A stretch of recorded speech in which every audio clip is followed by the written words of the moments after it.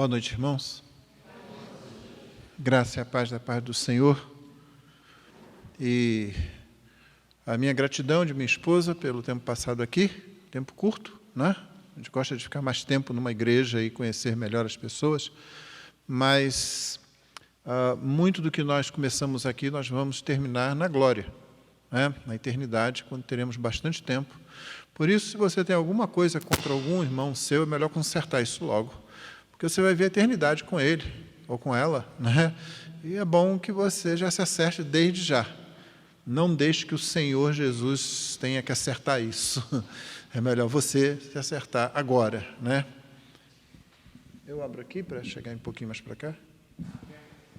Apertar.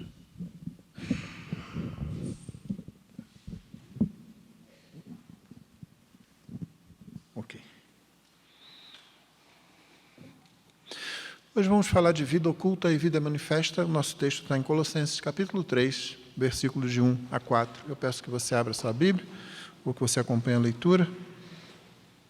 Colossenses, capítulo 3, de 1 a 4. Vida oculta, vida manifesta. Diz a palavra de Deus: portanto, se vocês foram ressuscitados juntamente com Cristo, busquem as coisas lá do alto, onde Cristo vive assentado à direita de Deus. Pensem nas coisas lá do alto e não nas que são aqui da terra. Porque vocês morreram e a vida de vocês está oculta juntamente com Cristo em Deus. Quando Cristo, que é a vida de vocês, se manifestar, então vocês também serão manifestados com Ele em glória. Essa é a palavra do Senhor. Nosso Deus conduz a nossa vida, desde o início dela até o seu fim. Na verdade, desde diante da eternidade, e até a eternidade que vem depois disso que a gente chama tempo. E os desafios são sempre muitos, como nós já comentamos hoje pela manhã, e como você consegue ver sem dificuldades, simplesmente olhando à sua volta. Os desafios são tão grandes que a gente poderia pensar por que a gente se volta para livros tão antigos como as cartas do Novo Testamento, ou os livros do Antigo Testamento. Porque você vem aqui à sua igreja para ouvir mensagens que são pregadas sobre esses livros. Aliás, por que você, inclusive, tem a obrigação de observar se aquilo que o pregador fala está de acordo com esse livro, e se você for um crente maduro ou estiver amadurecendo, você, inclusive, vai dar ouvidos àquele pregador que prega de acordo com a Escritura e vai rejeitar aquele pregador que não prega segundo as Escrituras. E isso está se tornando cada vez mais raro hoje de acontecer. Parece que outras vozes soam ao nosso redor e nós somos desafiados, convidados, nós somos quase que forçados a ouvi-las, a concordar com elas, mesmo quando a Escritura aponta numa outra direção. Esse tem sido, na verdade, um desafio, não desse momento, mas ao longo de toda a história do povo de Deus. Na verdade, isso começa lá no Éden, quando a serpente pergunta à nossa mãe, Eva, foi assim que Deus disse? Desde aquele momento, outras vozes começaram a soar. Só que a partir daquele momento, a partir da primeira desobediência, da queda de nossos primeiros pais, que nos tornou pecadores, ficou mais fácil de nós ouvirmos essas vozes. A história do Antigo Testamento, a história do povo de Israel, é basicamente a história de Deus buscando o seu povo recorrentemente, trazendo o seu povo de volta. Basicamente, o Antigo Testamento é construído sobre o que Moisés fez, sobre a lei. E se você observar bem, todos os profetas, em quase tudo que disseram, em suas mensagens, estão falando para o povo, voltem para a lei. Vocês estão sofrendo porque abandonaram a lei do seu Deus. A lei dada naquele pacto firmado lá no Sinai. Retornem à lei. É o que os profetas fazem o tempo todo. Não importa quão específica seja a sua profecia, quão específica seja a sua palavra, o que eles estão dizendo para os governantes, para o povo, para os pobres, para os ricos, para quem quer que seja, sem diferença alguma é, voltem para a lei de Deus. A lei de Deus nada mais é do que um retrato de Deus. da sua grandeza, do seu poder, da sua santidade, da sua justiça, do seu juízo, da sua misericórdia, da sua graça, da sua bondade, do seu amor. Tudo isso você encontra na lei do Senhor. E a história do Antigo Testamento é essa, de Deus trazendo o seu povo de volta. Até que ele vai podando o seu povo, de modo que, quando o Senhor Jesus vem naquilo que Paulo chama de plenitude dos tempos, ele encontra o seu povo aparentemente pronto, inclusive preparado um pouco mais por João Batista, que é o predecessor imediato de Jesus. Mas a verdade é, como nos diz João no prólogo do seu evangelho, que ele veio para o que era seu, mas os seus o rejeitaram. Continua sendo a busca de Deus por pecadores. E como eu falei hoje de manhã, Deus tem alegria em ter pecadores junto de si. Não pecadores apegados aos seus pecados, mas pecadores que Ele lava dos seus pecados, a quem Ele perdoa dos seus pecados e a quem Ele traz para perto de si. Ele faz isso desde Adão, desde Eva, desde o povo antigo, da antiga aliança e durante toda a história da igreja. Deus continua fazendo isso. Nós continuamos sendo desafiados por outras vozes, cada vez com maior intensidade, talvez porque a nossa tecnologia permite isso, mas não mudou nada o segredo para nós resistirmos a essas vozes. Você já pensou se Adão tivesse dito para a serpente, não, assim diz o Senhor? Essa não era a fórmula de todo verdadeiro profeta? Assim diz o Senhor. Não é, foi assim que Deus disse? Vamos debater um pouquinho sobre o que ele falou? Não. É assim diz o Senhor. E o trabalho do povo, conforme Deuteronômio 13, por exemplo, seria verificar se aquele é um profeta verdadeiro. E você sabe que ali no Deuteronômio você tem duas formas de verificar o profeta. Uma forma é se o que ele fala se cumpre. A segunda fórmula é se o que ele continua falando está de acordo com a lei. Se ele disser, mesmo que tenha acontecido, seja lá o que ele profetizou, mas ele disser na sequência, vamos adorar outros deuses, que não o Senhor, outros deuses que vocês não conhecem, pedra nele. Se isso fosse acontecer hoje, talvez faltassem pedras. Mas o Senhor é misericordioso, e hoje a arma que você tem é a pregação da palavra. Não forçamos ninguém, nós continuamos a proclamar a palavra de Deus. E eu estou fazendo essa introdução aqui porque nessa carta de Paulo aos Colossenses, uma igreja que eu penso não foi plantada por ele, provavelmente por Epáfras, que é citado no início e no final da carta, Paulo está lutando com várias vozes que estão falando dentro dessa igreja. E como nós lemos há pouco, você leu a expressão, você ouviu a leitura da expressão inimigos da cruz de Cristo. Paulo fala dos inimigos da cruz de Cristo, ele fala com tristeza, mas a pior coisa que ele está falando ali é que esses inimigos estão entre nós. Eles não estão lá fora. Não, nós temos inimigos lá fora, mas Paulo está preocupado com os inimigos dentro da igreja. Aquilo que citei ontem à noite, aquele encontro de Paulo com os pastores, com os presbíteros da igreja de Éfeso, que foram até a praia de Mileto, aonde ele estava, e para quem ele falou, julgando ser aquela última vez que ele falava com aqueles homens, o que ele disse para eles foi, olha, eu sei que depois da minha partida surgirão falsos mestres, e também sei que dentro do próprio rebanho se levantarão falsos mestres, lobos vorazes, querendo arrastar após si os discípulos de Cristo. E a recomendação que Paulo faz a eles é, eu recomendo vocês a palavra do Senhor. Meus irmãos, a Escritura é a única coisa que alimenta a igreja. A Escritura é a única coisa que nutre a igreja. Por isso os pastores são repetitivos. Se você vem para um culto, se você vem para uma pregação, se você vai a uma conferência procurando ouvir alguma coisa nova, duas coisas podem acontecer aqui. Ou você não tem muito conhecimento das Escrituras ainda, talvez seja um crente novo, né?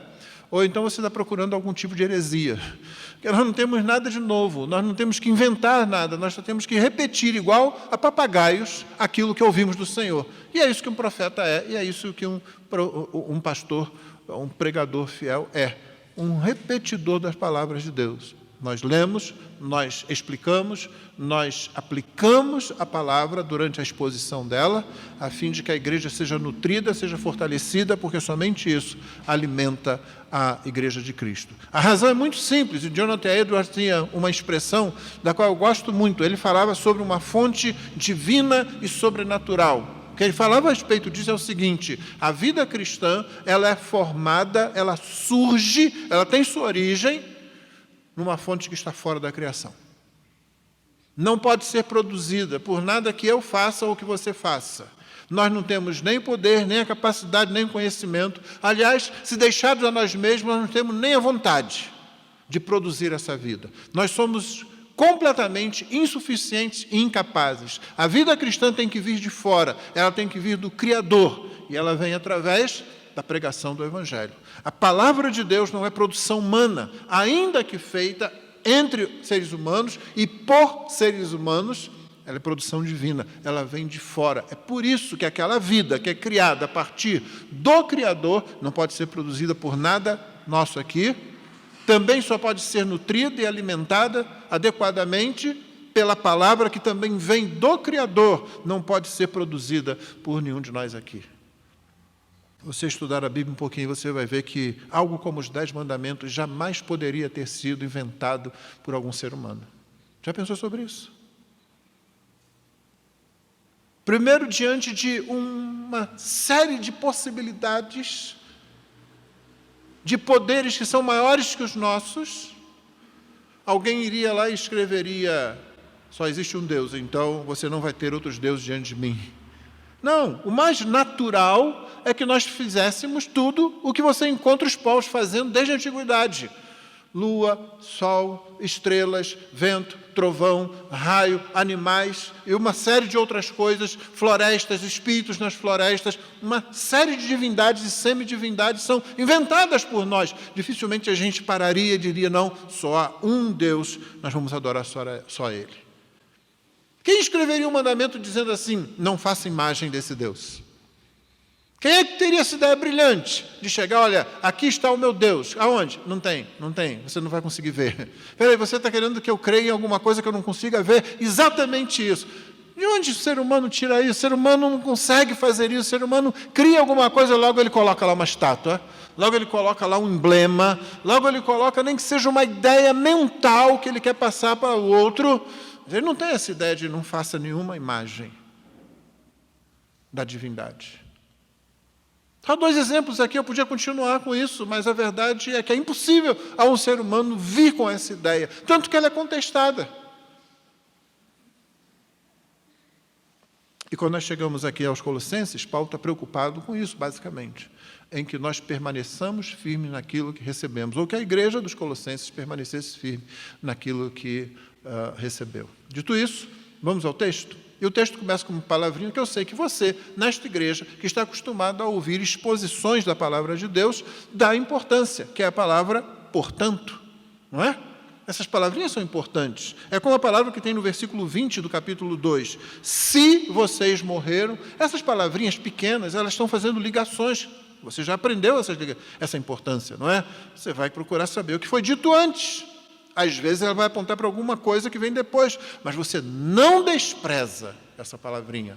Portanto, se vocês foram ressuscitados juntamente com Cristo, você vai dizer: Paulo já deve ter falado sobre isso. É claro que ele falou. Nós estamos fazendo uma coisa aqui que nunca fazemos na realidade, que é ler um pedaço no meio de uma carta. É uma carta pequena, tem 4 capítulos, mas você não recebe uma carta, né? Quando a gente escrevia cartas, aquele belo hábito de escrever cartas, né? Que a gente perdeu porque agora a gente manda zap.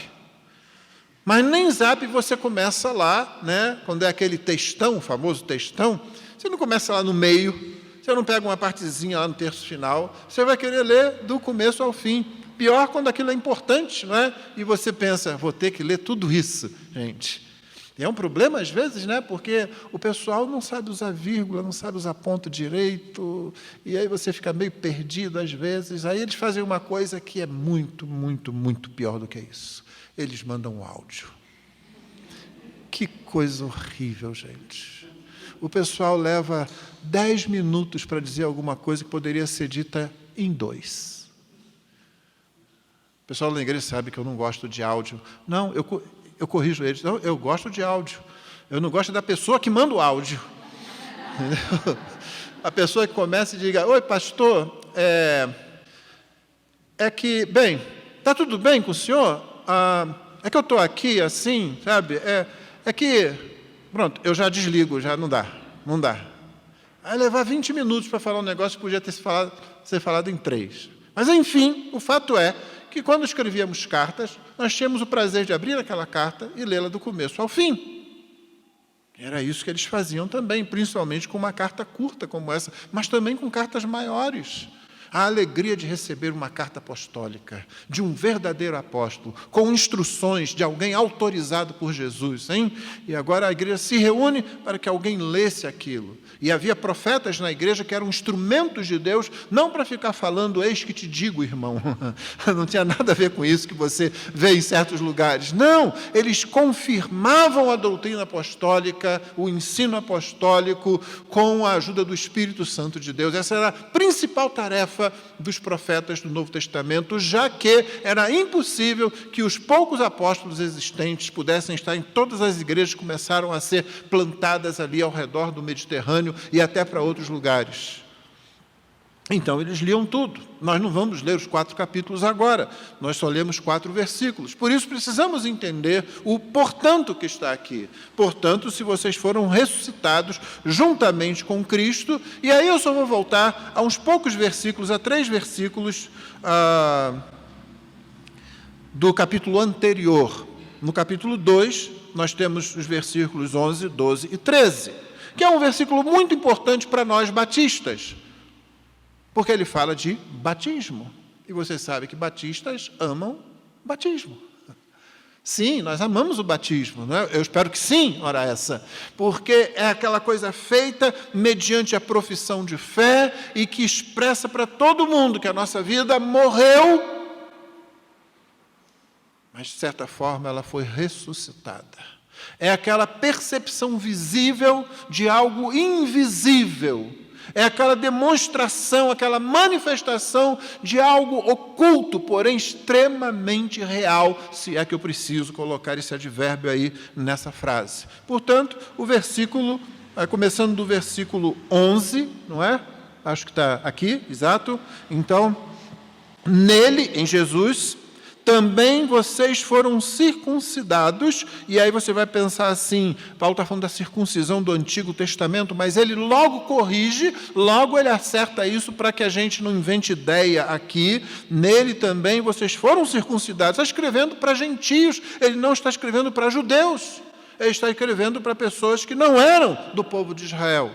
E essas pessoas estão ouvindo Paulo dizer, vocês foram circuncidados, não com uma circuncisão feita por mãos humanas, mas vocês foram circuncidados, isso é importante se registrar aqui. Não feita por mãos humanas, mas pela remoção do corpo da carne, que é a circuncisão de Cristo. Que circuncisão é essa? Será que ela nunca foi falada nas Escrituras? Não, você tem um antecedente dela no Antigo Testamento, quando o profeta dizia para o povo de Deus, e mais de uma vez manifestava isso de alguma forma, circuncidem, não o vosso prepúcio, mas o vosso coração. É a circuncisão do coração, é aquela mudança que é oculta, e esse é o grande problema, às vezes, do povo de Deus. Nós olhamos para manifestações externas, visíveis, porque nós somos seres sensoriais. É por isso que a gente ensina para as crianças desde cedo, né?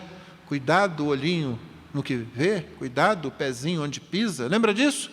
Cuidado, mãozinha onde toca. Nunca cantaram isso, não? Se você não tornar isso legalista, né? Se você não fizer do corinho uma versão legalista dele, ele está simplesmente ensinando que, olha, existe essa nossa dependência das nossas sensações, dos nossos sentidos.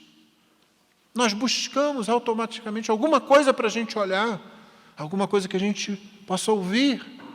Não há nada de errado nisso, se a gente lembrar que todas essas coisas foram atingidas pela queda e que nós precisamos tomar cuidado com isso. Então, Paulo está tocando num ponto aqui que era um ponto nevrálgico, era um ponto difícil, porque os profetas tiveram que lutar com isso. Circuncidem o coração de vocês. João Batista teve que dizer, olha, vocês não pensem aí que vocês podem dizer, nós somos filhos de Abraão. Deus pode pegar essas pedras e transformar em filhos de Abraão.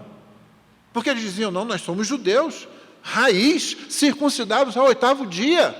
Paulo se julgava assim. Ele dizia, sim, eu sou judeu, da tribo de Benjamim, circuncidado ao 8º dia. Não há o que discutir a minha origem, a minha posição. Ele vai dizer na sequência que ele pegou isso e jogou fora. Tem que ter um bom motivo para você fazer um negócio desse. E o motivo principal é que Paulo entendeu o que era a circuncisão do coração, que aqui ele trata como circuncisão de Cristo. E ele está falando, se vocês que não são judeus creram em Jesus Cristo, vocês também sofreram uma cirurgia, só que ela não foi no corpo físico, no seu corpo material, ela foi na alma de vocês. No coração, aquela palavrinha que a Bíblia usa para se referir à essência do ser humano, à fonte da nossa razão, das nossas emoções, da nossa vontade. Paulo está dizendo, vocês foram circuncidados. A circuncisão de Cristo. E aí Paulo liga essa circuncisão, não a circuncisão de Abraão, da aliança de Abraão, mas essa circuncisão Paulo liga ao batismo, tendo sido sepultados juntamente com ele no batismo. E se você está prestando atenção na leitura, quando você faz, né, vamos lembrar que às vezes o nosso problema é que a gente lê rápido demais, né? Ele disse sepultados. Quando é que você sepulta alguém? Quando essa pessoa morre. Tendo sido sepultados juntamente com ele no batismo. Espera aí, o batismo não me sepultou, eu não fiquei debaixo da água, eu saí depois da água. O que ele quer dizer com isso? Isso vai se tornando cada vez mais claro, ainda mais se você já leu o que ele vinha dizendo até aí. Mas mesmo aqui, você consegue perceber o que ele está falando? Há um tipo de morte em Cristo. E você foi sepultado com Cristo nesse tipo de morte. Juntamente com ele, diz o texto, no batismo, no qual vocês também foram ressuscitados. Lembra que o que a gente está vendo aqui é o portanto, se vocês foram ressuscitados? Por isso que a gente voltou aqui.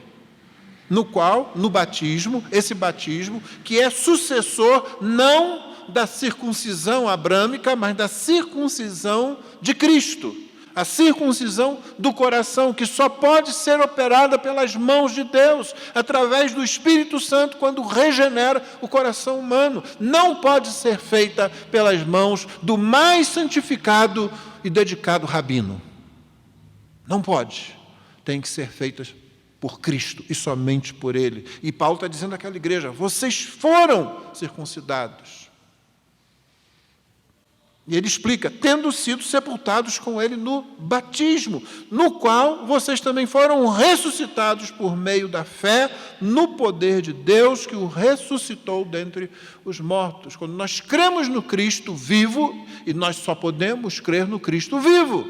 É por isso que lá na igreja nós temos uma cruz atrás do púlpito. A cruz é símbolo do cristianismo, mas ela está vazia.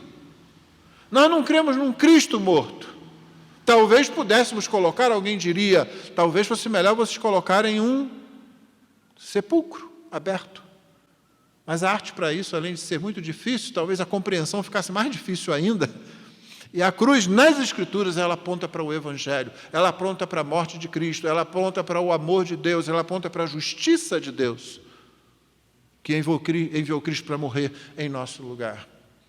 O amor de Deus está manifestado ali porque Cristo estava sobre a cruz, mas a justiça de Deus também estava manifestada na cruz, porque havia uma cruz sobre a qual Cristo estava. Então nós fomos sepultados com Ele no batismo e no qual nós também fomos ressuscitados por meio da fé no poder de Deus que o ressuscitou dentre os mortos. E como a gente sempre pode cometer um erro, e para que ninguém pensasse que Paulo estava falando de alguma coisa assim sem muito sentido prático, sem muita realidade, ele continua no versículo 13: quando vocês estavam mortos nos seus pecados, nos pecados de vocês, e na incircuncisão da carne, do corpo de vocês, ele lhes deu vida juntamente com Cristo, perdoando todos os nossos pecados.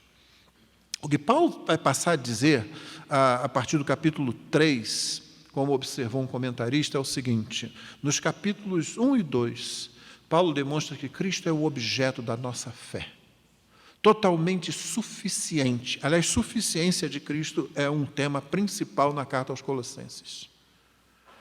Mas Cristo não é somente o objeto da nossa fé. Cristo também é a fonte da nossa vida. Nós fomos sepultados com Ele e nós ressuscitamos pela fé no poder de Deus que ressuscitou Cristo dos mortos. E aí Paulo como que volta um pouquinho a fita, se é que alguém ainda entende essa linguagem hoje, né? Volta a fita um pouquinho, quando os filmes eram ainda em fita, né? Os mais não têm a menor ideia do que eu estou falando, né?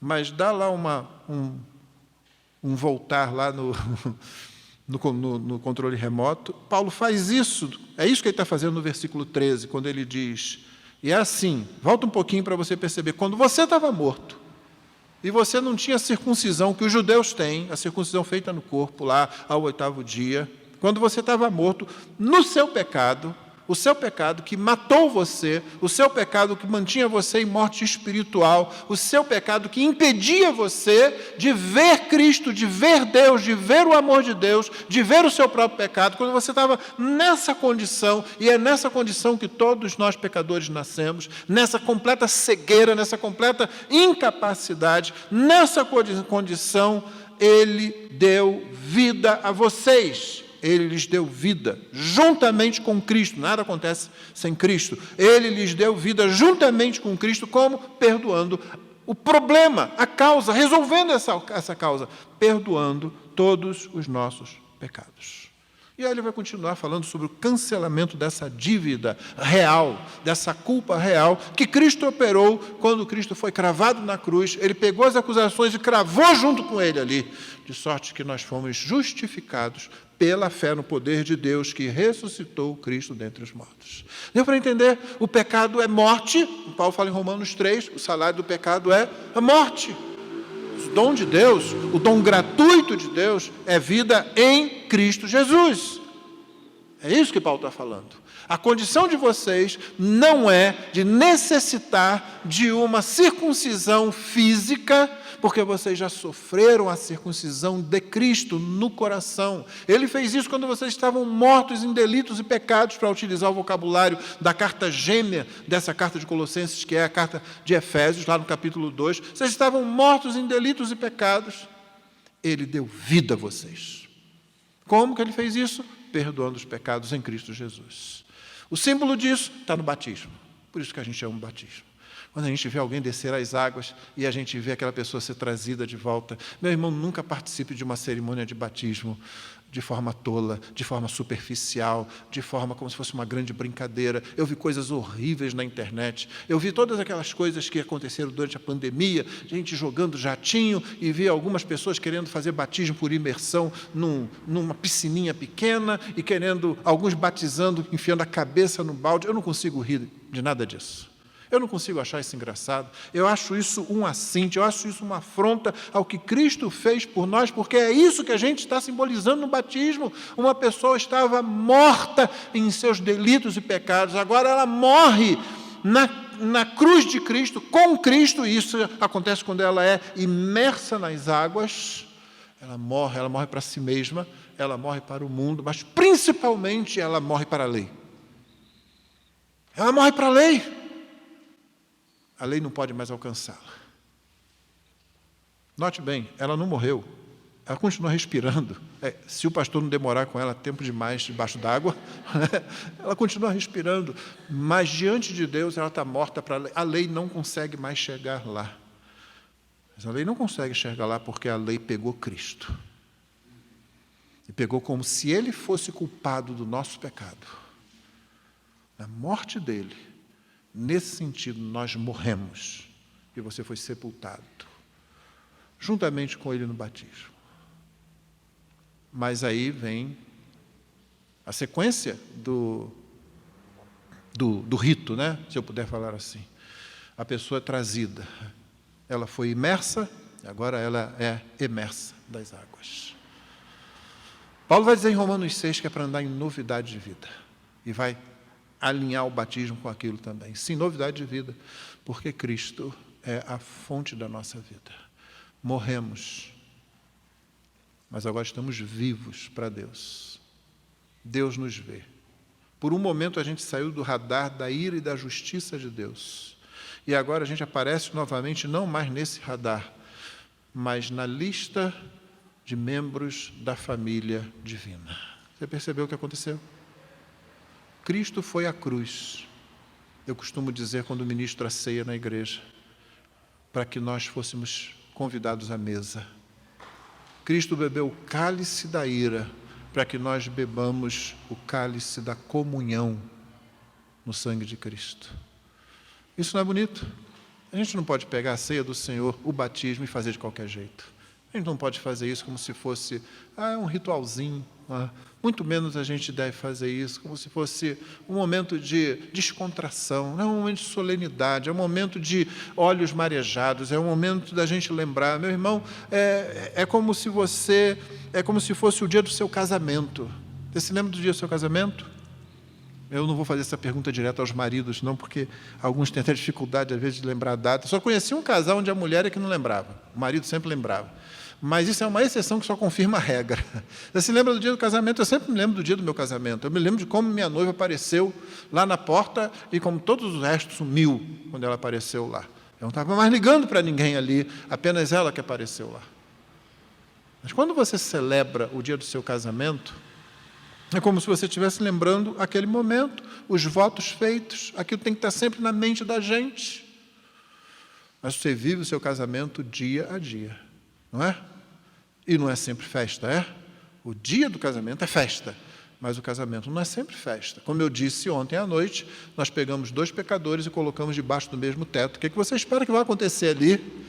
Vai acontecer uma luta.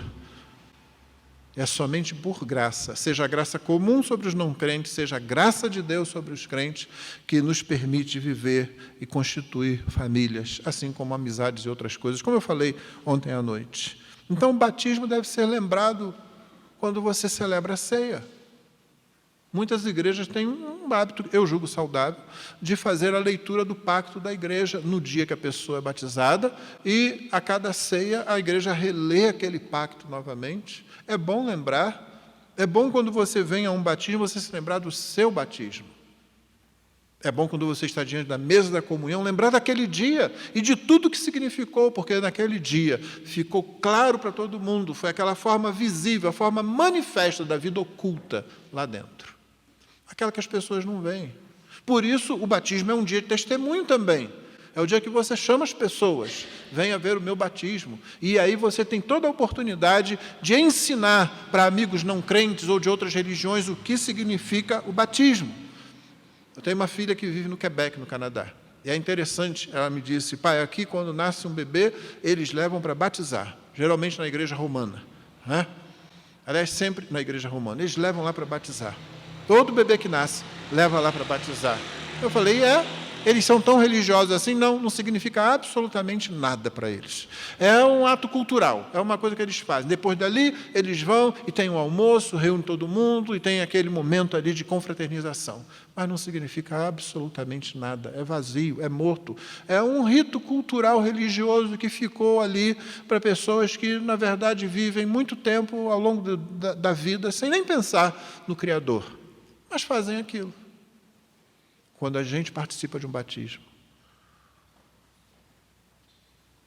aquilo é vivo. Quando você vier a um batismo, quando você participar de um batismo, relembre o seu batismo, relembre o que significa. porque é a manifestação daquilo que aconteceu interiormente. É por isso que Paulo começa dizendo, portanto, se vocês foram ressuscitados juntamente com Cristo, como ele explicou nesses versos que agora acabamos de expor, eu estou voltando para o capítulo 3, verso 1, busquem as coisas lá do alto, onde Cristo vive, assentado à direita de Deus. Busque as coisas do alto. Se Paulo até aqui foi mostrando que Cristo era o objeto da nossa fé, nos capítulos 3 e 4 ele parece mostrar que Cristo é a fonte da nossa vida, para que nós possamos enfrentar aqueles desafios que eu mencionei, que estão à nossa volta, porque eles vão continuar à nossa volta. Nós não somos um grupo que se reúne apenas em torno de algumas verdades. Nós somos um grupo que se reúne em torno de uma pessoa que é a verdade, e essa pessoa está revelada nesse livro, nessa doutrina, nesses escritos. E Ele, o Senhor Jesus Cristo, é a fonte da nossa vida. É por isso que Paulo está dizendo, busquem as coisas lá do alto. Por que lá do alto? O sentido, a ideia é lá onde Cristo vive, o Cristo ressurreto, né? Você recebeu novidade de vida, você recebeu vida em Cristo porque você creu no poder de Deus que ressuscitou Cristo dos mortos. E Cristo ressurreto lá está. É lá que você foi colocado, novamente para citar Efésios no capítulo 1, nas regiões celestiais. Onde é que você está, irmão? Você está nas regiões celestiais. Não, peraí, pastor, eu estou aqui na Igreja Batista Histórica, Conselheiro Lafayette, Minas Gerais, Brasil, América do Sul, Hemisfério Sul, planeta Terra. Não, você está muito mais além disso. Você está aqui. Mas em Cristo, a quem você foi unido. Lembra da pregação de hoje de manhã? Cristo, a videira verdadeira na qual nós fomos colocados. Em Cristo você está nas regiões celestiais, está bem perto do trono de Deus, ali ao lado do trono de Deus. Assentado à direita de Deus. Está assentado, Cristo não está assentado num banquinho, não. Não pensa em Cristo como sendo assentado num trono, num banquinho colocado para Ele, não. Está entronizado nos céus à direita de Deus Pai. Por isso o apóstolo vai continuar no verso 2 dizendo, pensem nas coisas lá do alto e não nas que são aqui da terra, porque vocês morreram, como ele acabou de explicar no capítulo 2, nos versos que lemos, porque vocês morreram e a vida de vocês está oculta juntamente com Cristo em Deus. Por que pensar nas coisas que são do alto? Por que agora ele vai falar a respeito de vários pecados, do versículo 5 em diante? Lembra, nós só lemos um trechinho no meio da carta, mas do versículo 5 em diante, ele vai falar coisas como façam morrer, ou na versão antiga, mortifiquem as obras da carne. E ele faz aquela lista, imoralidade sexual, impureza, paixões, maus desejos, vai por aí. Como que você enfrenta isso? E como que você enfrenta isso sem se tornar legalista? Ou achando que você precisa de algum ritual estranho? E aqui eu preciso abrir um parênteses para falar da heresia colossense, do problema que estava acontecendo ali. Quando nós lemos a carta, parece que isso que os teólogos resolveram chamar de heresia colossense era uma mistura basicamente de três coisas. Havia aquele pessoal que queria voltar para o judaísmo de alguma forma, por isso preocupados, eu não sou circuncidado, eu não sou judeu. Havia aquele pessoal que parece que tinha ficado muito místico, a ponto de confundir o papel dos anjos e talvez querer adorá-los, querer ver manifestações desse tipo. E havia aquele pessoal que parece que tinha virado asceta. O asceta é aquele tipo de pessoa que acha que tem que se afastar de tudo que possa parecer prazer, tudo que possa parecer alegria, tudo que possa parecer material, para que ele possa ser mais espiritual. Você notou que quando Paulo fala sobre essa vida que está oculta em Cristo Jesus, ele está dando a chave para que os membros da igreja de Colossos enfrentem esses falsos mestres, esses falsos ensinos que lá estavam, tentando atrair o rebanho para essas coisas, com certas coisas que pareciam muito atraentes. E, meu irmão, como essas coisas atraem as pessoas? É fantástico. Se você começar a fazer uma igreja legalista, é capaz de vir um monte de gente. Coloca umas proibições estranhas, vai aparecer gente querendo fazer aquilo. Se você quiser fazer uma igreja mais mística, tem um anjo aqui desse lado, nesse canto. Nossa, o pessoal vai vir. Gente, eu não estou vendo esse anjo. Como é que vocês estão vendo? Eu também quero ver. Dali a 3 semanas ele vai começar a ver o anjo. O ser humano é assim. Paulo está dizendo, não, tudo que você precisa está oculto em Cristo. A sua vida está oculta em Cristo. Antes você estava morto, agora você tem vida. E isso está em Cristo.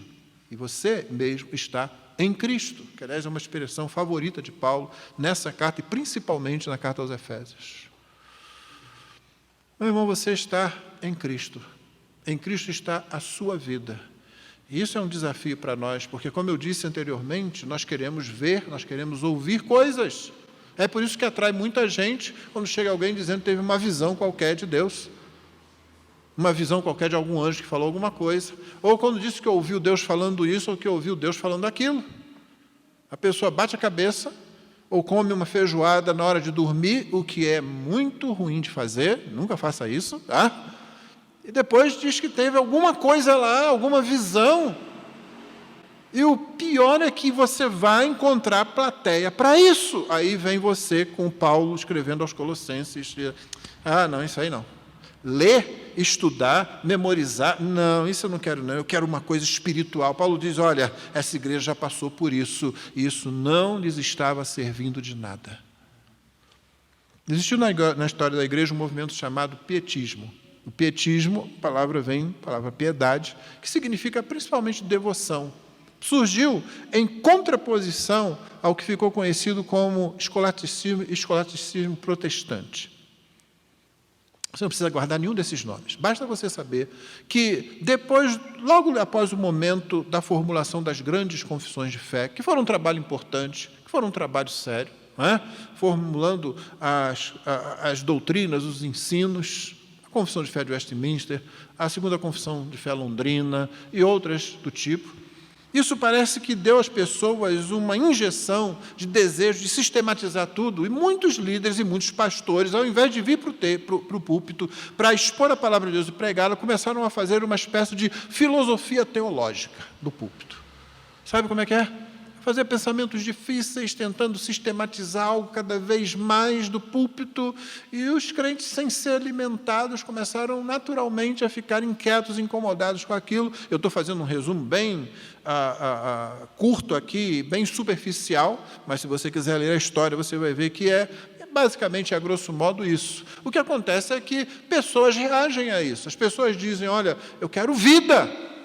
Eu não quero essa frieza de alguém que vem para o púlpito para fazer discursos filosóficos e diz que está pregando. O povo de Deus sente falta disso. Então, como uma reação a isso, e através de processos que são sempre processos históricos, ainda que nesse caso até num tempo relativamente curto, essa reação se expressa em termos daquilo que ficou conhecido como pietismo. As pessoas querem estudar a Bíblia, as pessoas querem se afastar daquilo que está sendo ensinado, porque o que está sendo ensinado é pura frieza, pura filosofia, que não está ajudando nada as pessoas. E olha, a filosofia é uma coisa muito boa, mas o que eles estavam fazendo ali era deixar de pregar a palavra de Deus para fazer especulações e outras coisas do tipo. Então a igreja sente falta, e a igreja começa a por si só fazer alguma coisa. Levantam-se alguns líderes também que vão guiar esse movimento, mas esse movimento tem um problema já na sua origem.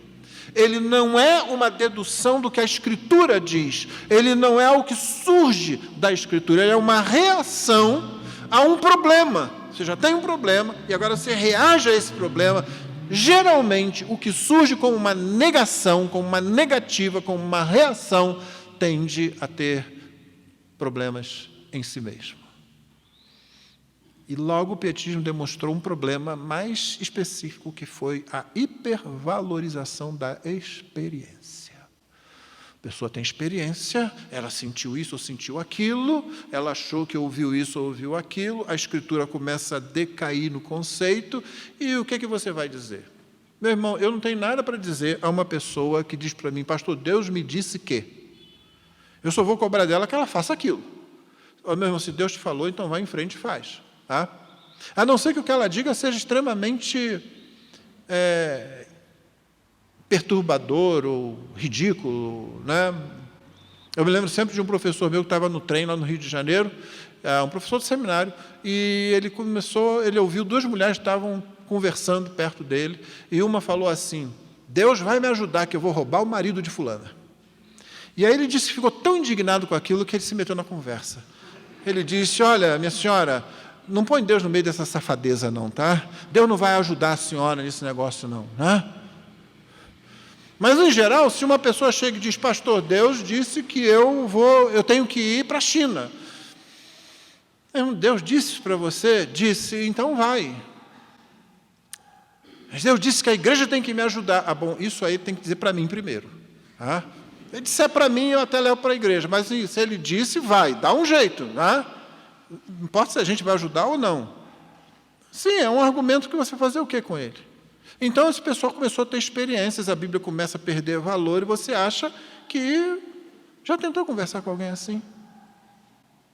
A dificuldade. Você está tentando falar com a pessoa, ela não está te ouvindo, porque ela disse que ouviu a voz de Deus. Isso acontecia lá, aparentemente acontecia com os colossenses.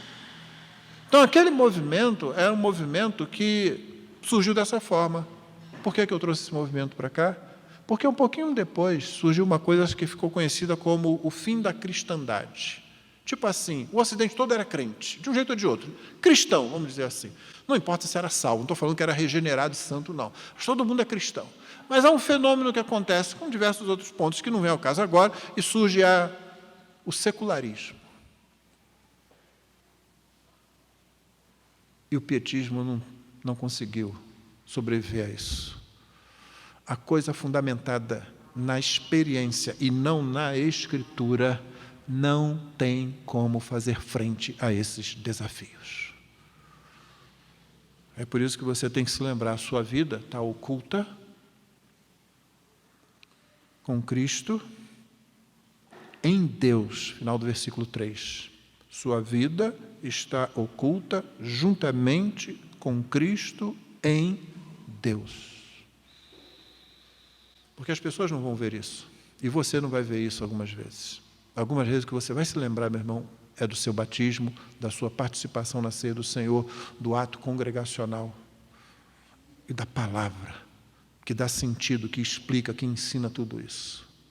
Porque às vezes você vai pecar, porque às vezes você vai fazer uma ofensa grave a Deus, à igreja, à sua esposa, ao seu marido, aos seus pais, talvez aos seus filhos. Em algum momento, talvez você tome uma atitude vaidosa, orgulhosa. Em algum momento, talvez você se deixe levar por alguma coisa que esteja atraindo muito no mundo. Em algum momento, o entretenimento pode entrar na sua vida de uma forma que vai afastando você das coisas de Deus. E, nesse momento, você vai achar que você não tem vida cristã. E pode ser que não tenha mesmo. Mas muitos cristãos, às vezes, começam a sucumbir porque eles esquecem que mesmo nesses momentos eles podem clamar a Cristo em quem a vida deles está. E é muitas vezes o que reergue o crente do erro, do pecado no qual ele caiu. É quando ele diz para o diabo, eu estou caído aqui no chão, mas eu sou filho de Deus em Cristo Jesus. Isso é o suficiente, talvez, para fazer você se arrastar até o pastor mais próximo ou ao irmão mais próximo e dizer, ajuda.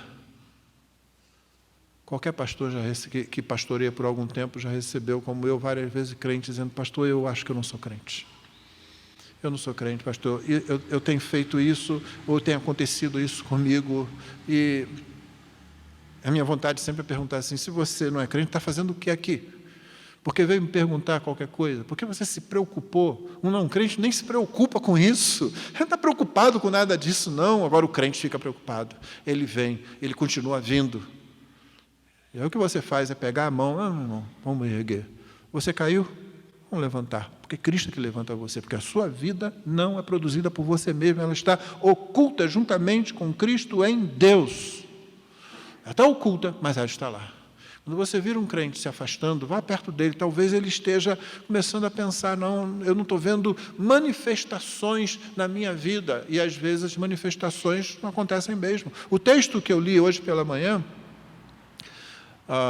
na carta de João, capítulo 15, versículo 11, tem aquele contexto onde o galho, o ramo preso na videira, produz muitos frutos. É o contexto no qual Jesus disse: eu escolhi vocês para que vocês vão e deem muitos frutos. E aí o crente, por algum motivo, começa a se afastar, se esfriar. Qualquer coisa daquelas que eu citei, os frutos vão desaparecendo, ele começa a ficar fraco. Mas ele ainda é um crente. Eu estou tratando aqui não daquela pessoa que estava na igreja fingindo e de repente se desvia. Eu estou falando do crente, que é capaz de passar por essas experiências.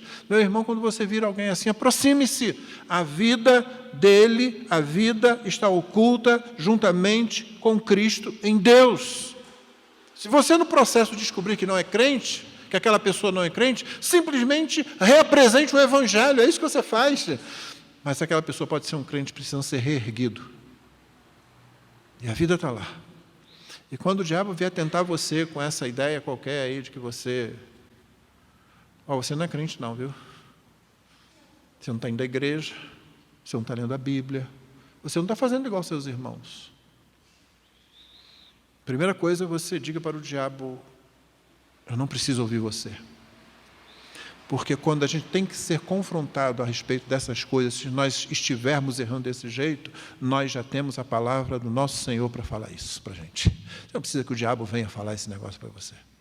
A segunda coisa que você tem que lembrar é: eu olho para a minha vida e estou vendo que é realmente isso. Mas por que eu não estou satisfeito? Por que eu não estou bem? Porque Deus ama você. Porque a vida de Cristo está em você. E Deus está dizendo, mesmo que os profetas disseram para o povo de Deus no Antigo Testamento: volta. Agora não é volta para a lei, é volta para o Evangelho, que é expressão da lei de Deus, na verdade, porque você vai lembrar que a lei era graça, a lei era misericórdia, a lei era amor de Deus. Na verdade, o que Deus está falando é: volte para mim. Porque a sua vida está escondida juntamente com Cristo em Deus. Para terminar, irmãos, o versículo 4 diz: quando Cristo, que é a vida de vocês, se manifestar, então vocês também serão manifestados com Ele em glória. Nossa vida aqui, se você não toma cuidado, ela parece ser de altos e baixos. Não é para ser assim. Mas isso é o que vai acontecer com muitos de nós. Novamente, qualquer pessoa que tem estado numa igreja durante muito tempo sabe como é isso. Você vê pessoas que às vezes estão muito bem, daqui a pouco elas parecem que enfraquecem. Às vezes nós experimentamos isso. Mas a verdade é que nossa vida deveria ser um crescendo, um aproximar cada vez mais próximo do nosso Senhor. Porque nós estamos caminhando para o céu, irmãos. Nós estamos caminhando para a manifestação gloriosa dessa vida que é oculta. Essa vida que os outros não veem, muitas vezes. Essa vida que o seu familiar não vê. Poucas coisas serão mais difíceis do que testemunhar para um familiar, não é? Seu pai, sua mãe, que não são crentes, criaram você, conhece seus defeitos, conhece muitos dos seus segredos, seu irmão, sua irmã, talvez um cônjuge não crente. E você tem que testemunhar para aquela pessoa que vê a sua vida sempre, que vê os seus defeitos. Nós ficamos inibidos por causa disso, porque aquela vida está oculta. Muitas vezes ela não está se manifestando como deve. E no final, como você já pode prever, ela vai se manifestar gloriosamente. Mas ela tem um tipo de manifestação a ser feita enquanto não chega, enquanto se prepara. É por isso que a nossa vida deve ser mais um caminhar, uma jornada na qual nós vamos nos aproximando cada vez mais do nosso Senhor, olhando para Ele e caminhando, como Paulo diz aos Filipenses: eu vou olhando para o alvo, prosseguindo nessa caminhada, para que a gente brilhe a luz de Cristo, que é a pregação e a vivência do Evangelho de Cristo, com defeito, imperfeitos, sim. Não fique intimidado por isso, não.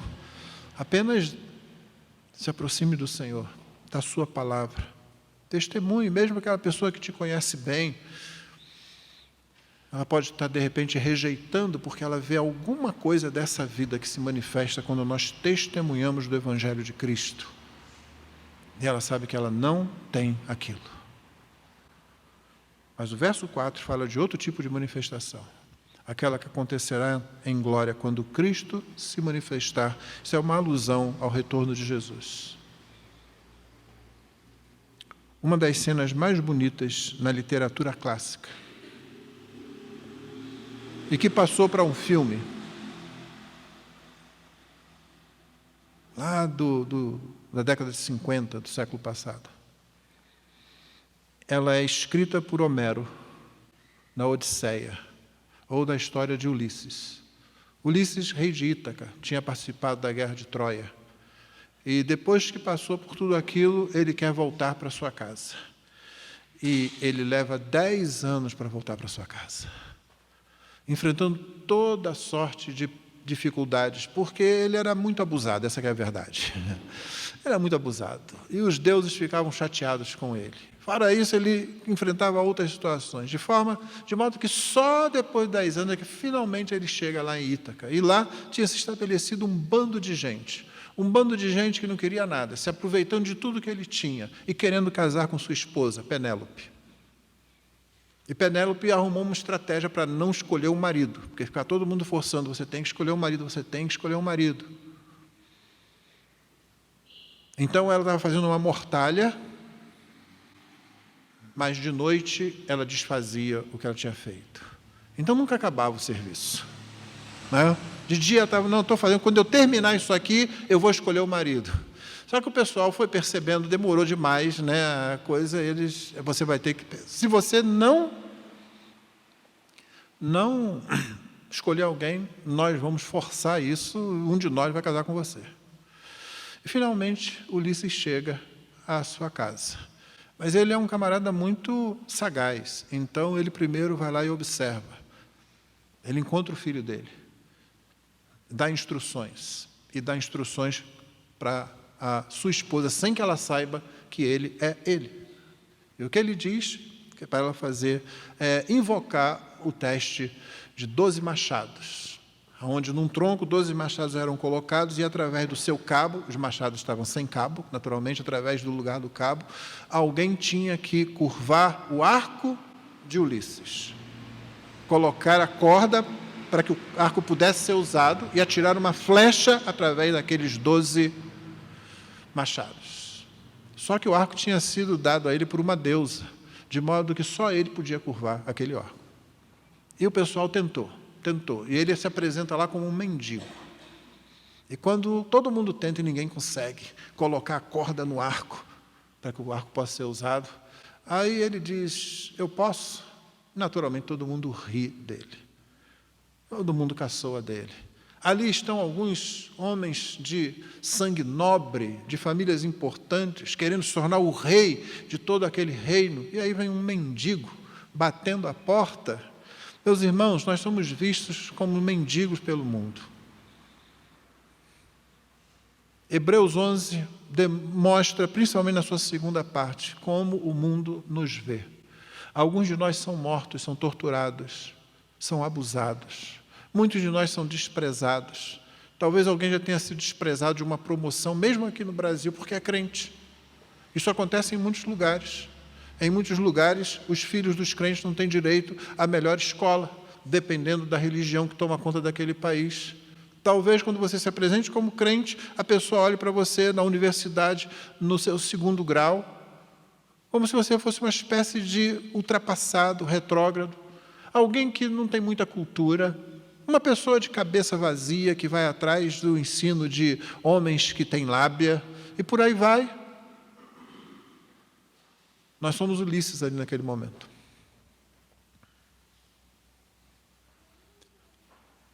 Mas aí Penélope, que não sabe que aquele é o seu marido, permite. E todo mundo ri, porque se os nobres e grandes não conseguiram, Ulisses não faz força nenhuma. Não era uma questão de força, era uma questão de que uma divindade tinha determinado alguma coisa. E aí ele coloca o arco, a corda no arco, pega uma flecha e atira pelos 12 machados. E aí ele acaba com todos aqueles que estavam ali há um tempão, comendo da sua comida, roubando da sua riqueza e tentando se colocarem como reis. Quando eles descobrem quem é aquele homem, é tarde demais. Ele já mandou fechar as portas e ele exerce juízo sobre toda aquela turma ali. Quando Cristo, que é a vida de vocês, se manifestar, então vocês também serão manifestados com Ele em glória. Eu acho o final fantástico da Odisseia, mas ele é pobre, extremamente pobre, quando comparado ao que Cristo vai fazer quando Ele se manifestar em glória. Primeiro porque nós não vamos ser orgulhosos como Ulisses foi, e na situação dele, e dentro do enredo da cosmovisão ali do livro de Homero, era o que ele tinha que fazer mesmo. Não. A nossa alegria maior não será ver que os outros finalmente vão ver que nós estamos certos. Você já passou por isso? Você tenta falar alguma coisa, as pessoas riem de você, ou caçoam de você, ou tem uma argumentação lá e não aceitam que você fala da Escritura, e você vai ter um dia que essa pessoa vai ver que ela está errada. Naquele dia nós não vamos estar ligando para isso. O que nós vamos estar querendo ver é a glória manifesta do nosso Senhor. Nós vamos querer ver o nosso Senhor em glória. E quando a glória dele se manifestar, Paulo diz que a vida que estava oculta lá, às vezes, em alguns momentos, até para nós mesmos, ela também será manifestada. E uma vez manifestada, não será mais oculta, porque para toda a eternidade nós viveremos no brilho da glória do Senhor, no sorriso do nosso Deus para nós, por causa de Cristo Jesus. Porque um dia nós estávamos mortos em delitos e pecados, mas Ele veio e nos deu vida. Nós fomos sepultados com Ele. Nós fomos ressuscitados com eles. E o que Paulo está dizendo, pense nas coisas que são do alto. Pense na realidade como a Bíblia lê a realidade. Pense em Deus que está mais perto de você do que você pensa que Ele está. Pense em Deus que mesmo quando você, que é crente, tenta se afastar, Ele vai atrás de você. A disciplina de uma igreja, por exemplo, o processo de disciplina da igreja, não é um bando de crentes querendo se livrar de alguém, não se a igreja faz disciplina corretamente. É um grupo de irmãos dizendo, volta para dentro de casa, fica na família. É um ato de amor. E que pela graça de Deus tem resgatado muita gente que estava se afastando. Então nós estamos nos preparando para o céu, para essa manifestação da glória divina, da vida que está oculta em Cristo, juntamente com Cristo, em Deus. E você é convidado a dar brilho a essa vida, ainda que camuflada pela nossa imperfeição, pela presença do nosso pecado ainda, mas que de vez em quando você prega o Evangelho, quando você anuncia Cristo Jesus, esse raio de luz, que não é seu, é de Cristo, mas que brilha através de você, alcança alguém, e você vê essa vida se multiplicar. Mais um que estava morto e agora vive. E você sabe que há alegria no céu. Já agora haverá muito maior alegria na eternidade, nos novos céus e nova terra. Portanto, meu irmão, pense nas coisas que são de cima. Não se deixe levar pelos atrativos aqui. Há um hino cantor cristão que diz, o título dele é Saudade. Saudade. Ele diz, eu tenho saudade do Senhor Jesus, do céu. É uma estrofe que diz, passarinhos, belas flores, tentam me encantar, ó vãos terrestres esplendores, não quero aqui ficar. E eu termino com uma outra citação de C.S. Lewis, no comentário aos Salmos, um comentário que ele tem aos Salmos, quando ele diz assim, o problema do ser humano, do pecador, não é que ele deseje poder, prazer. O problema é que ele deseja muito pouco. Muito pouco, ele se satisfaz com essas coisas terrenas. O crente, quando ele descobre Cristo, ou quando ele é descoberto por Cristo, ele não consegue mais satisfazer com essas coisas assim. Quanto mais perto de Cristo ele chega, mais ele quer, ele diz, não, isso aí era muito bom, já não é mais. Eu não quero só isso. O crente é alguém que quer mais. E Lewis faz tece uma figura muito boa. Ele diz assim, nós recebemos as bênçãos de Deus, que são dadas por Deus, e damos graças a Deus, e elas são como os raios do sol. Os raios do sol, como estava hoje pela manhã, não é? Bem cedinho, aquela coisa gostosa assim, mas o crente ele não satisfaz com o raio do sol. Ele quer o próprio sol. no nosso caso, o sol da justiça, o Senhor Jesus. Nós queremos as bênçãos, nós somos gratos pelas bênçãos do Senhor, mas nós queremos Ele.